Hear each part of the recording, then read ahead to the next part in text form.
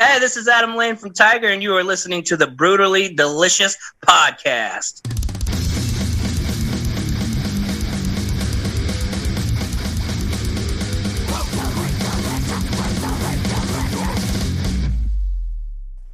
This is the one I'm excited about all day because I'm going to just jump in right now. That fucking song kicks ass.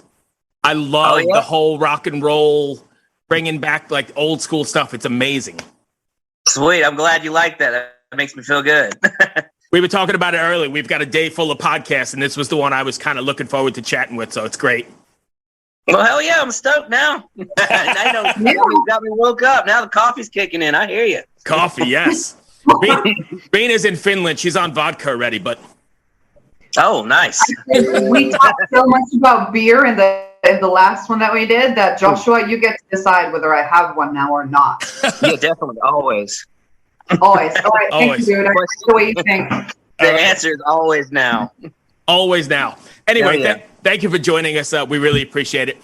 Thank you for having me. For those not familiar, and I've already kind of given it away, but for those not familiar, can you give us the 2-sentence elevator pitch on Tyger? What now?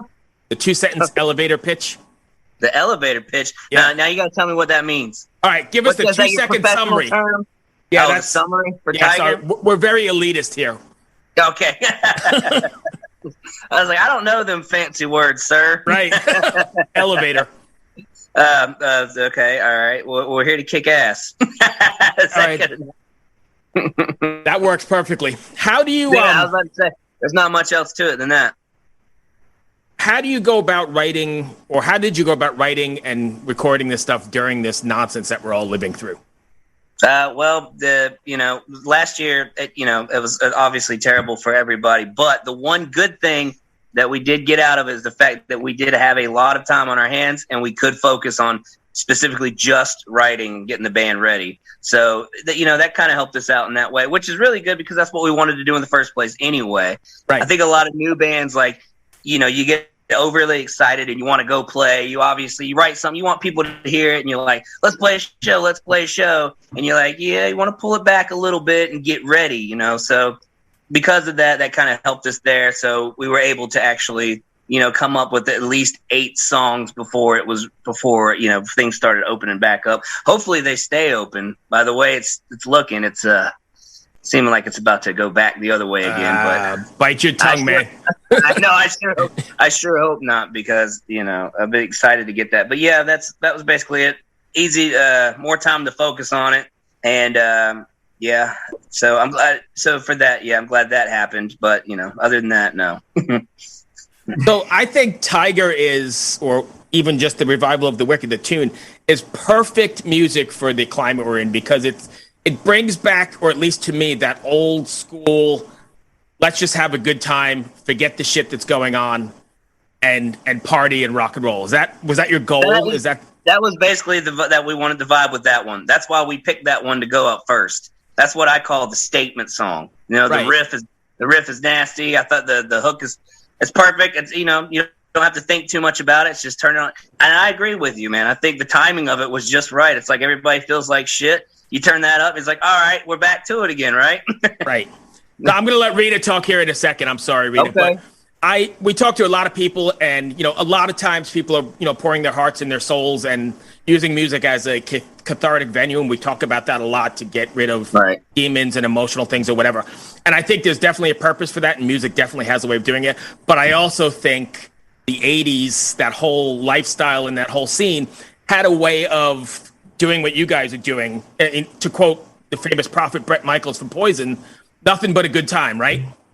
Right, exactly. But hey, that's the way how you get rid of some of your demons as well, though. So it kind of works both ways. Right. Yeah, maybe even a reality TV show with skanky ladies, competing. That helped me get rid of my demons pretty quick. Maybe have some new ones. No, but I think there's definitely something to be said for that. There are two sides of the coin to look at it and the way that you approach it. And I think you need that, that escapism at points too, rather than just dealing with it and moving through it.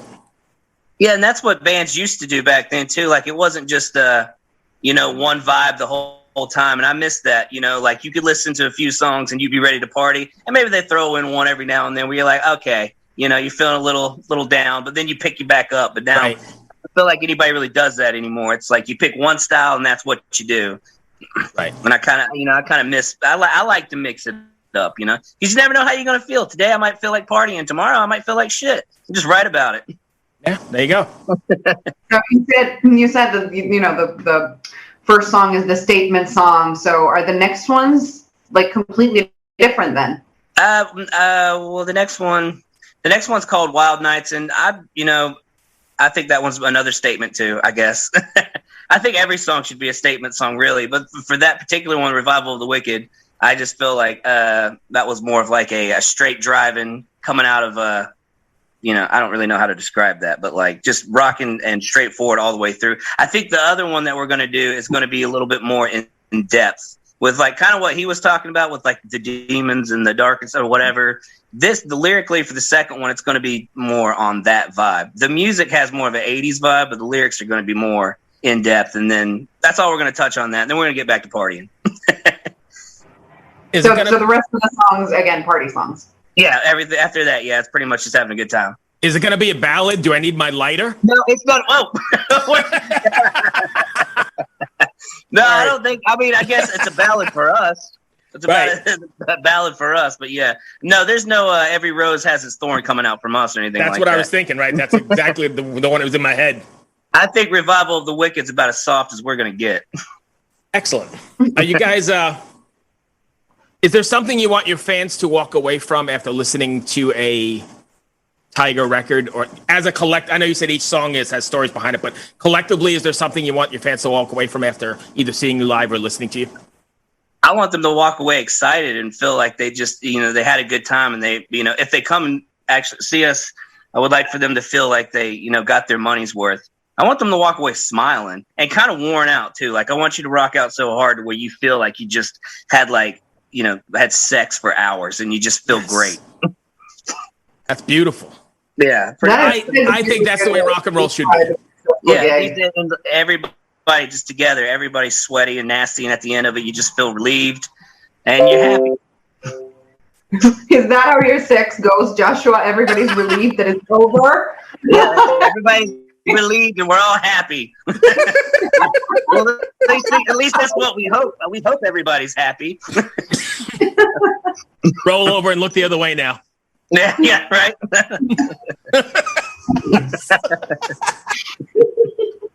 Sorry. I'm feeling that, Bruce. If I ever get laid again, that's what I'm saying. Roll over way. Sorry, we tend to get carried away here. Riina, while I compose myself, you got something? I still got my beer. That's good. What are you drinking there? What you drinking? This is a Soul. This is a Corona. Corn beer. Sissy beer. I love those. Hey, I think it's good. Sorry. I didn't mean to insult the guests. Sorry. I like sissy beer. I think it's good. This is also a line of mine. Like, when you're at a bar, and somebody just tips over a beer at your lap and they're like, sorry. It's always good to come back with like, that's okay. Now for the rest of the night, I can go like, hey guys, my pussy tastes like beer. Oh, wow. Wow. I've never even thought of that. I use that myself. I don't think it'll work so well for me though. Hey, my dick tastes like beer. They're like, yeah, that's nasty. I bet you never had an interview like this before. You'd be surprised with the interviews I've done. No, just kidding. You probably wouldn't. Awesome. So you guys have any shows like lined up? Or are you gonna play live? The only show that we've got coming up now is just the local one here in Charlotte, and that's our first headlining one, and it's our guitar player's birthday. So we're gonna throw a show and see how it goes. Nothing but a good time. That's right. We're hoping, and we're gonna be filming some of the video for our next video for Wild Nights there. So hopefully it'll be real good. Mm-hmm. So are you doing anything different to prepare for the live show? Because it's been so long since you've been out there. And on the same token, are you nervous to get back out there? No. I mean, we just played our first Charlotte show like a couple weeks ago, and it went, really, really well. And that's kind of the one I was looking forward to the most because, Charlotte's our hometown and we haven't got to play there yet. So it would have been, fun to see how they would take it, because I know a lot of people, they know who we are individually, but they haven't seen the new band or anything that we've done yet. So, and that went really, really, really well. We sold the place out. So I would say that went pretty damn well. So I'm pretty excited for the next one. We were just excited and stoked to get up there. I wasn't nervous at all. I'm ready to go. I'm ready to do it again. I want to play every single night over and over and over and over again until I can't move. So I'm not nervous at all. I'm ready to go. What was the crowd like? Were they absolutely insane finally getting to see live music? It was absolutely insane. It was great, because the Milestone's like an underground punk club, but when those things are nice and packed and you got everybody doing that like 80s classic stadium, just like, hey, hey, hey, like that kind of vibe. Exactly. And it's like all in there and it's just rumbling and it's like, wow, this is something going on here. Yeah, man. That's great. What you got, you guys walking out with "Hello, Cleveland," and yes. All the and it was the first show where I was actually allowed to cuss, because the first two we did before were like family events, and I didn't realize they were family events, and they're like, "Oh, you can't say bad words," and I was like, "Oh God, I can't be myself." So right. I finally felt like I was allowed to be myself, and I think that went pretty well. That's good. Somebody was like, "Yeah, all the kids did not tip you off." All the kids at the venue didn't tip you off, like family event. I was like, what's wrong with cussing at a bunch of kids? Jesus. They know what they came to see, damn it. Right. I take no responsibility for your poor parenting choices. Exactly. Interesting. So you guys have written this record already. What do you have? Are you planning on doing like the model of singles?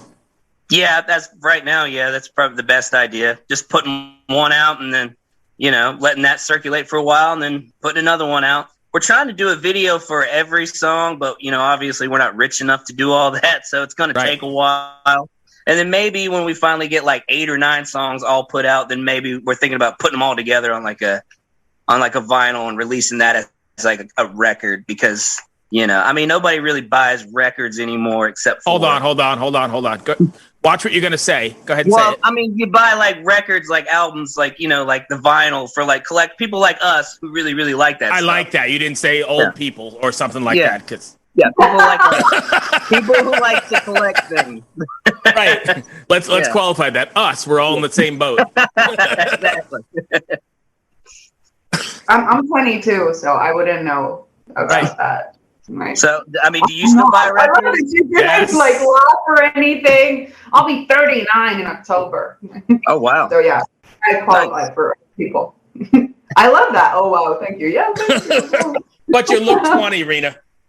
I thought she said she was 22. I believed her. There you go. No, that was crazy. You really did. But I it's the that's why I asked. I was like, you don't buy records, then do you? Are you right?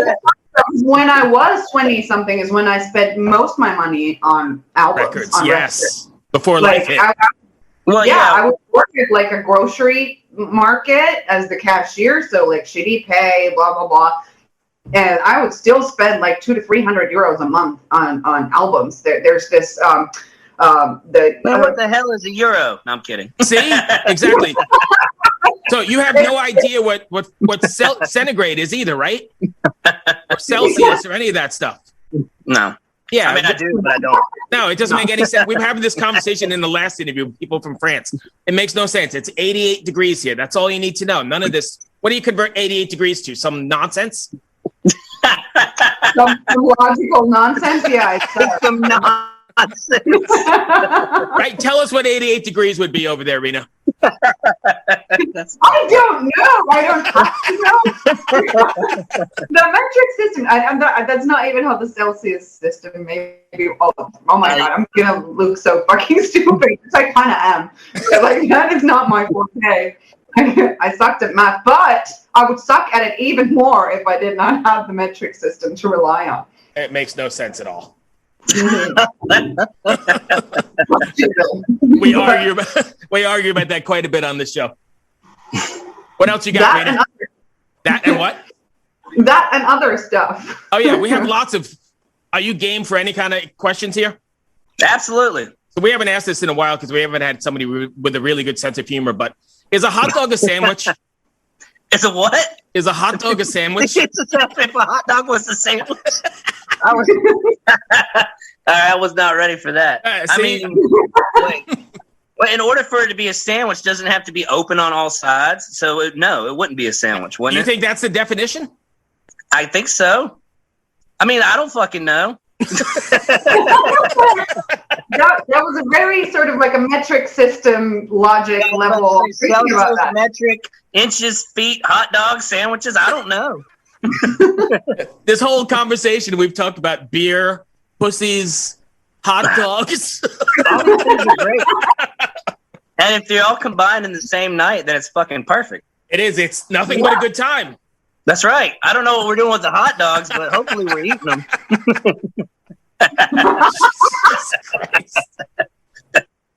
Or maybe not. Whatever. I mean, whatever you're into. Yeah, no judgment here. Yeah, I don't judge you. Do whatever you want with your hot dog. Exactly. If you're brave enough, anything is a dildo. No, there you go. Wow. How do you translate into that into Celsius? It would be centimeters, I think, at that point. No, or in my case, it would be what's a yard equal there? I don't know. My whole joke just fell short because I don't know any more metric. I was pretty much going to say sometimes I trip on it, but it all fell apart. Oh man. Oh man. Sorry, we're all over the map here. So let's bring it back to Tyger. What do you guys have planned after that? Then?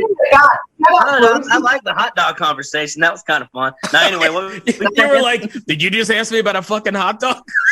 Hey, but for real, but wait, is there a legitimate answer for that question though? Is it a sandwich? Because now I'm curious. I don't know. Maybe I'll ask Google. I would say yes, because my definition of a sandwich, here we are talking about this still, is something between two pieces of bread. And a bun would make two pieces of bread. Well, then that'd be like a biscuit. Like whatever's between a biscuit would be a sandwich. But that works because you have Egg McMuffin sandwiches. I had this argument years ago with my guitar player all the time. I'm like, why is a chicken biscuit just a chicken biscuit? If I throw like a tomato and lettuce on it, why can't it just be still a chicken biscuit? Because then it'll be a chicken, lettuce, and tomato biscuit. I said, no, it's still a biscuit. I said, but that's a chicken sandwich. He's like, yeah, but a sandwich and a biscuit are two different things. Let's say, how? This is also a fucking American thing. Nobody puts shit like, savory shit between biscuits. Why the hell not? It's fucking delicious. You don't put sausage between biscuits? Oh my God, are you kidding me? You're missing out. Like, I'll have a biscuit and just open it up and put whatever the hell's on my plate in the middle of it just to make it like that. It's fucking good. My son puts mashed potatoes in between biscuits. Me too. That's what I was thinking about. Look at Riina, she's horrified. What are you talking about? A mashed potatoes instead of a biscuit? That's good. I love pasta with mashed potatoes, like carbs to the max. That's amazing. Like dipping in mashed potatoes. Oh, so good. But like, to get you another crazy fucking question, Joshua, if you really, really wanted to freak out the cashier at Target, which 3 items would you purchase and put them onto the, what the fuck is it called that you put them on? Register. At the register. I don't know, second language people.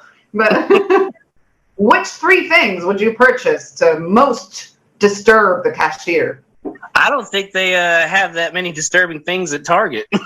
I don't know. Just their supermarket. I don't know. A supermarket? Anything. Probably a gun.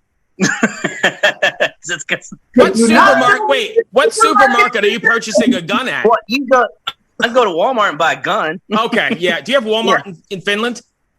Absolutely not, and we do not sell guns. We have very few with like. Well, here Walmart sells guns. You could go get a cucumber and a shotgun. There you go. I'll buy a couple hot dogs, a fucking gun, and I think Walmart sells sex toys now, so I'll go ahead and get one of those little rabbits. Oh, Yeah, there you go. But when they're gonna ask me what I'm gonna do with all three of them, I say, "Oh, you know." There you go. They're all three for the same person. Right. Right. Just don't really say anything. Just give them like a. Yeah. I've got an extra gun here. Need a place. How are you doing? If you know what I'm saying. Watermelon, some condoms, and a gun.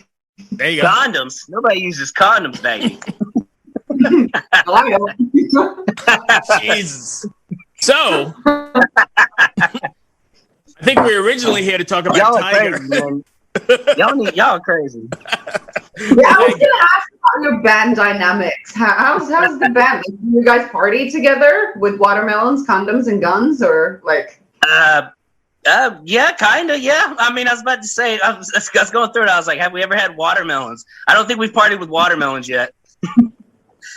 But give it time. It is summertime. Right. You still got 4 shows to come up. That's right. We got plenty of time to get watermelon. The guns and the condoms are always there. Jesus. I mean, that's part of the.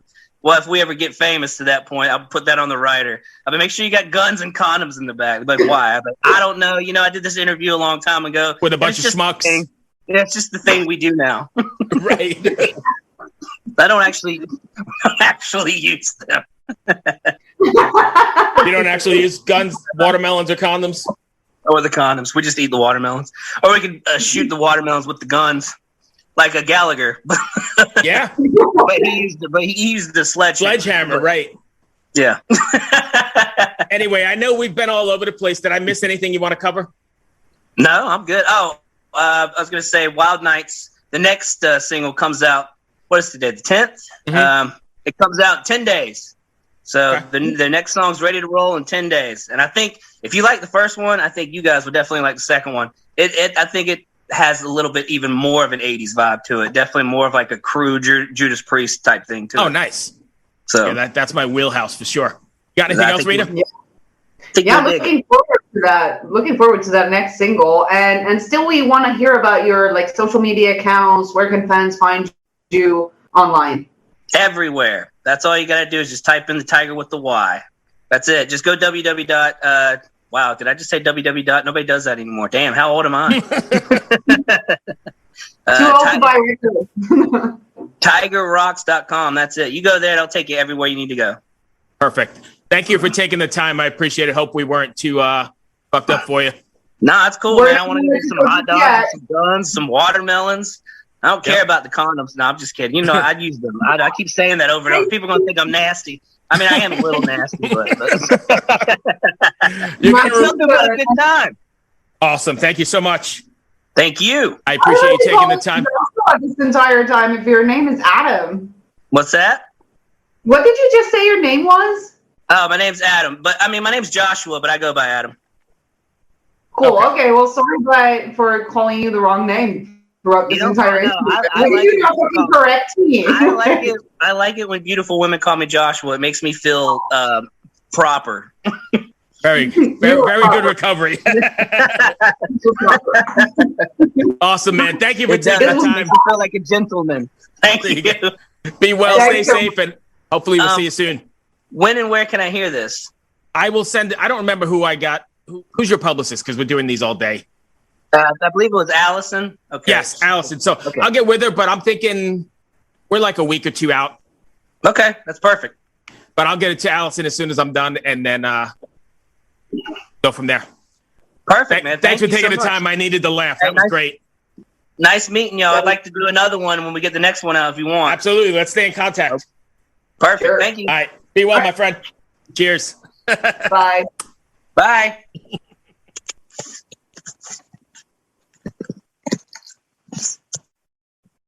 Hello out there. Yes, hello out there, everyone. I'm Hal Schwartz. And I'm Flynn McLean. Together we host None But the Brave, a podcast dedicated to the music and career of Bruce Springsteen. Bruce and E Street Band are on tour right now for the first time in 6 years, and we're taking a detailed look at what's happening on stage in our bi-weekly episodes. We've also been recently joined by some very exciting guests, including rock journalist Warren Zanes and Stephen Hayden, Backstreet's Magazine founder Charles Cross, and Barstool's Kirk Minahan. If you're a diehard Springsteen fan, this is the show for you. So please subscribe to None But the Brave on your favorite podcasting platform, and we hope to see you further on up the road. Thank you so much. We'll be seeing you.